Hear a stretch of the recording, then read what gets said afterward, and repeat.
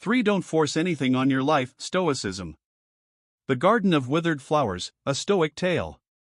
In a quiet village nestled in a valley, there lived a young man named Marcus. He had a gentle demeanor and a heart that resonated with nature's rhythm. His pride and joy was a garden that stretched behind his modest home, a place where every petal seemed to carry a part of his soul. The garden was a masterpiece, not just for its vibrant colors and fragrant blooms but for the life it seemed to exude. Birds sang from its trees, bees hummed among the flowers, and neighbors marveled at the serenity it offered. Marcus poured his heart into this garden. Every morning, as the sun rose, he would kneel in the soil, his hands caked with earth. He spoke to the plants, encouraged their growth, and tended to their needs with patience. The garden became a metaphor for his life. As long as it flourished, he felt a sense of purpose and control. But life, like the seasons, is unpredictable. One year, the rains that nourished the land stopped. The skies turned pale, and the once bountiful rivers dwindled into thin streams. The village suffered, and so did Marcus's beloved garden. Day by day, the blooms began to fade. The leaves curled in protest, and the once lush greenery turned brittle and brown. At first, Marcus refused to accept what was happening. He was determined to save his paradise. With every ounce of strength, he hauled water from a distant stream, carrying heavy buckets under the unforgiving sun. He stayed up late, experimenting with different ways to preserve moisture in the soil. He prayed to the heavens for rain, whispering promises into the night air. But the garden continued to decline, as if mocking his efforts. The despair was unbearable. The garden, once his sanctuary, now felt like a battlefield, a place where he was losing a war he never chose to fight. His hands, once skilled and nurturing, now trembled with frustration. He questioned himself. Had he not cared enough? Was he being punished for some unseen fault? The vibrant memories of his garden haunted him, making the present even harder to bear. One afternoon, as Marcus sat among the withering plants, his face buried in his hands, an old traveler passed by. The man was weathered, with lines etched deep into his face, a map of years lived with wisdom. He paused at the sight of Marcus and the fading garden. "Why do you look so troubled, young man?" the traveler asked, leaning on his wooden staff. Marcus raised his weary eyes, feeling an unexpected urge to pour out his heart. "I've worked so hard to keep this garden alive," he began, his voice trembling. "I've done everything I can, but it's all slipping away. No matter how much I try, I can't save it. What more can I do?" The traveler listened patiently, his gaze sweeping over the garden. Finally, he spoke, his voice steady but gentle. "You cannot force the rain to fall, nor can you command the sun to be merciful. Nature follows its course, and so must you. There is wisdom in effort, yes, but there is also wisdom in surrender. Instead of fighting what you cannot control, find beauty in what remains." The words struck Marcus like a cold breeze on a summer's day. At first, they felt harsh, even cruel.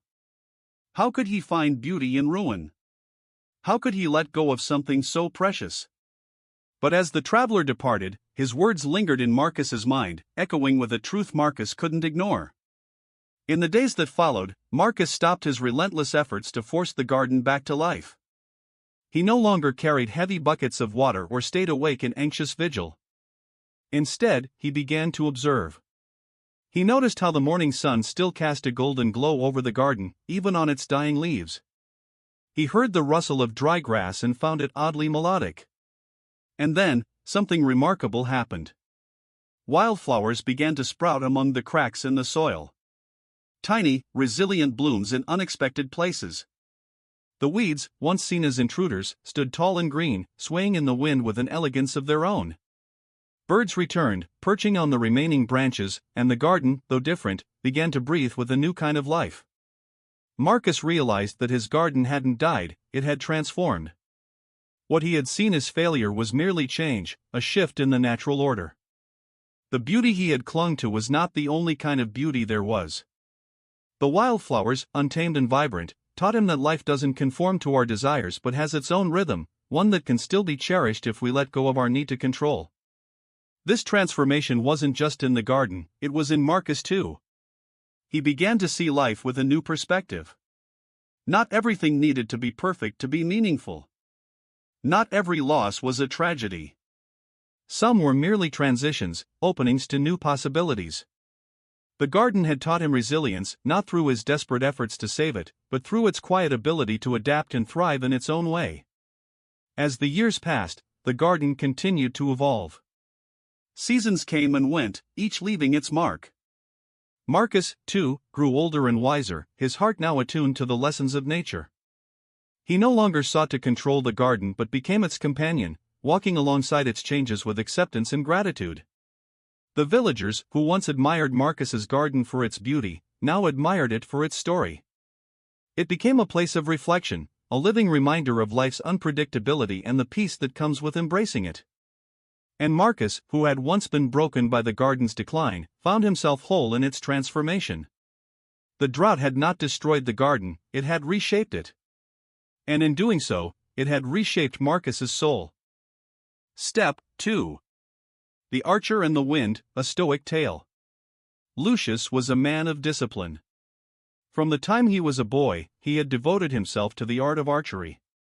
His bow became an extension of his body, his arrows a manifestation of his will. He found solace in the precision and control it demanded. Every day, he stood in the open fields, practicing until his muscles ached and the sun dipped below the horizon. His goal was mastery, and in his village, he had achieved it.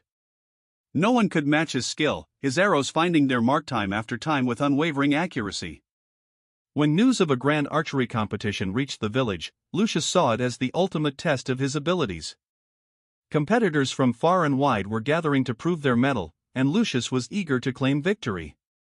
Confidence surged through him as he prepared, for he believed his skill was unmatched.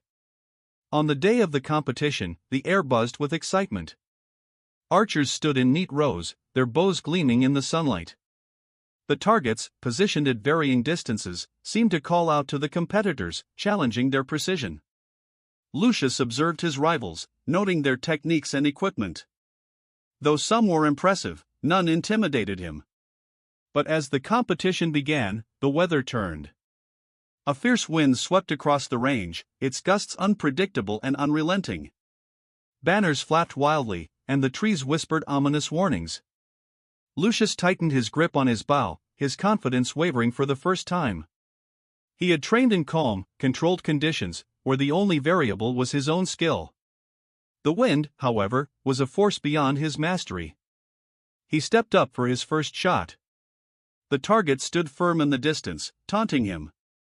He steadied his breath, drew the bowstring, and released.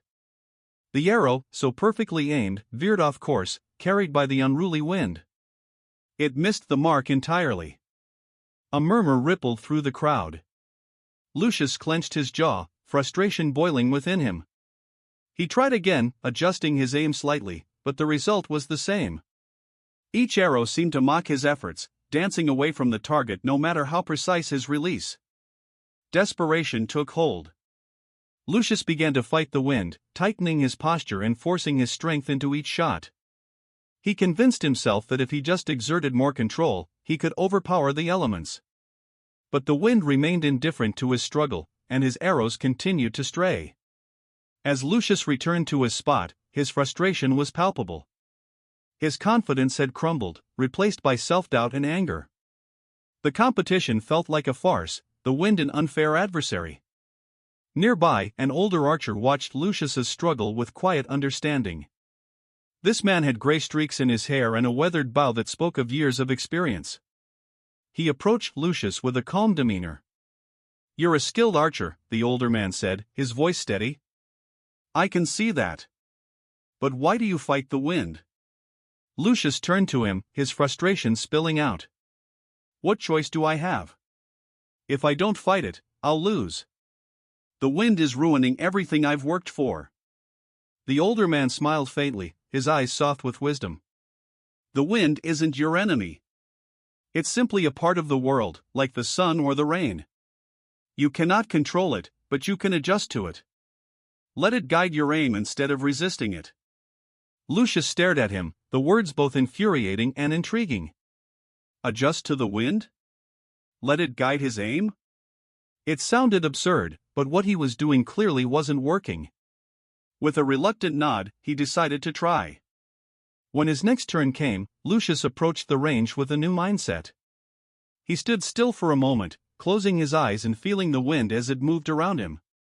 It wasn't chaotic, he realized, but rhythmic, with gusts and lulls. Instead of tightening his grip, he loosened it. Instead of fighting, he adjusted. As he released his arrow, he allowed the wind to carry it. To his surprise, it landed closer to the bullseye than any of his previous shots. Encouraged, he repeated the process, finding a strange harmony with the elements. Though his arrows didn't always strike the center, they consistently landed near the mark. By the end of the competition, Lucius had not won first place, but he had gained something far more valuable: perspective. The older archer approached him again, a knowing smile on his face. "You see, young one, the wind is not something to conquer. It's a reminder that the world is full of forces beyond our control. True mastery isn't about overpowering them but learning to move with them." Lucius nodded, the words settling in his heart like seeds. He realized how much of his life had been spent trying to control every outcome, every variable. Archery had been his refuge because it seemed to offer that control. But the wind had taught him a humbling lesson: no amount of skill could change the nature of the world. In the days that followed, Lucius returned to his practice, but with a new approach.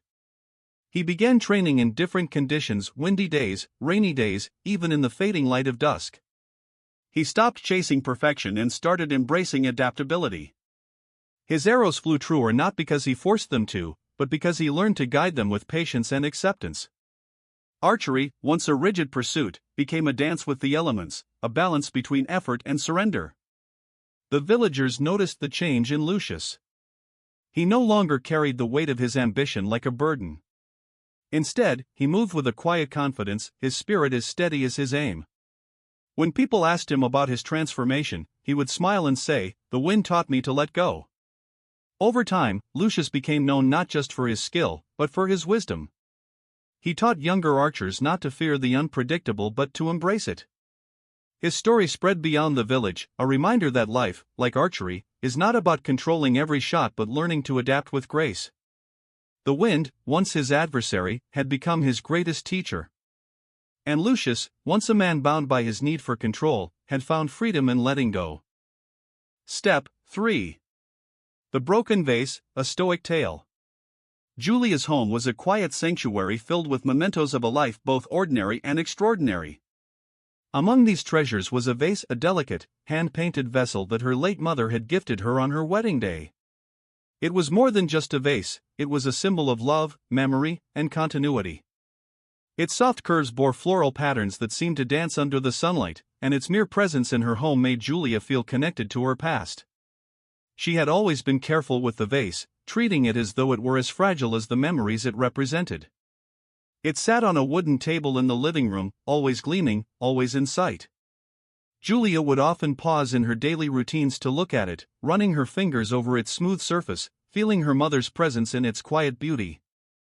But life is not as unyielding as glass, it is prone to breaking.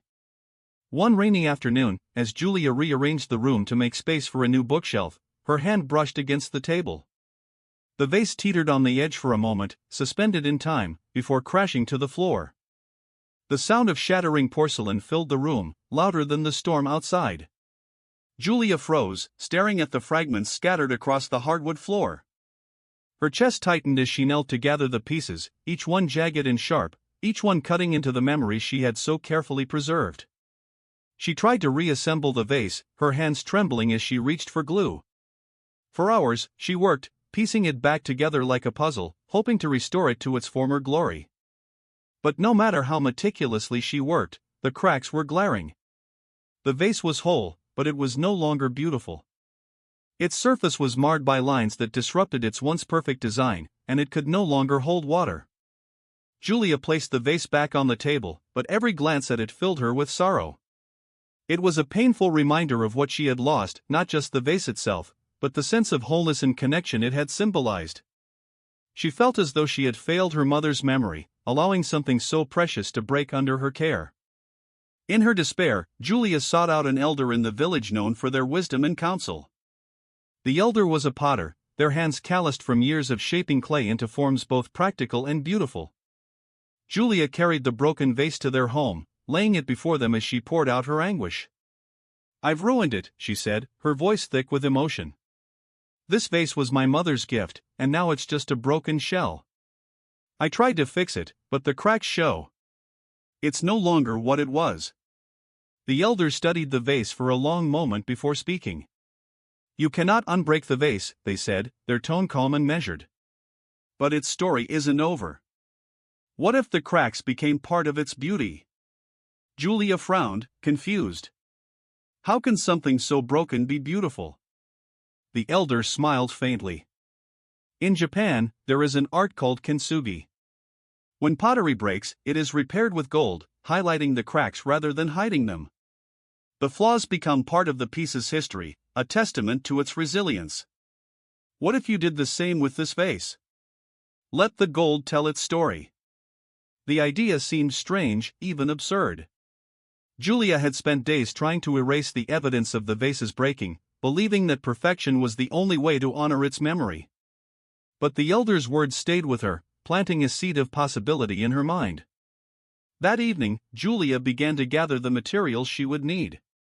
She purchased powdered gold and a special adhesive, following the elder's instructions. Her heart raced as she mixed the gold into the glue, creating a shimmering paste. For the next several days, Julia worked patiently, filling the cracks with gold. Each line, once a source of pain, transformed under her careful attention. The gold traced the fractures like veins, turning the vase into something entirely new. The process was not easy. It required precision, care, and a willingness to embrace imperfection. When she finally finished, Julia stepped back to examine her work. The vase was no longer the flawless object it once was, but it had become something even more striking. The golden veins shimmered in the light, telling a story of fragility, loss, and renewal. For the first time since the vase had broken, Julia felt a sense of peace. She realized that the vase was not just a relic of her mother's love, it was now a symbol of her own journey. Its transformation mirrored her own resilience, her ability to adapt and find beauty even in the midst of heartbreak. The vase, with its golden cracks, became a centerpiece in Julia's home. Visitors would often remark on its unique beauty, and Julia would share the story of how it came to be. She found that talking about the vase, its breaking, its repair, and its transformation helped her process her grief. Over time, Julia began to see the vase not as a reminder of loss, but as a testament to life's impermanence and its capacity for renewal. The cracks no longer felt like flaws, they felt like pathways to understanding. She carried this lesson into other parts of her life. When relationships frayed or plans fell apart, Julia stopped trying to erase the damage. Instead, she looked for ways to fill the cracks with gold, to find meaning and beauty in the imperfections. The vase became a metaphor for her existence, not perfect, but whole in its own way. It reminded her that life, like pottery, is fragile, but it is also resilient. And sometimes, the most beautiful things are born not from perfection, but from the courage to embrace what is broken and make it whole again. Years later, Julia's daughter would inherit the vase, marveling at its golden lines. She would hear the story of her grandmother's gift, its breaking, and its transformation, and she would understand the wisdom her mother had passed down. Life, like the vase, does not have to be perfect to hold value. It only needs acceptance, care, and a willingness to see beauty in what remains.